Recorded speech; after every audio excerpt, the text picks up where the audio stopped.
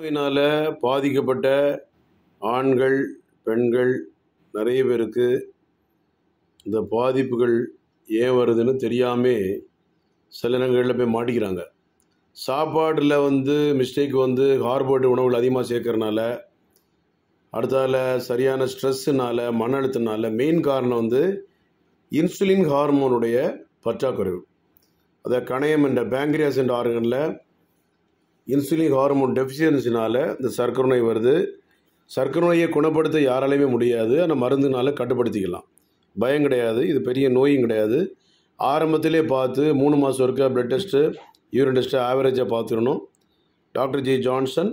ஏதாவது டவுட்னா 9841059194 9841069194க்கு என்ன டவுட்டு கேளுங்க. டோன்ட் வரி, கவலைப்படாதீங்க, சங்கடப்படாதீங்க, வேதனைப்படாதீங்க. தேங்க்யூ. God bless you.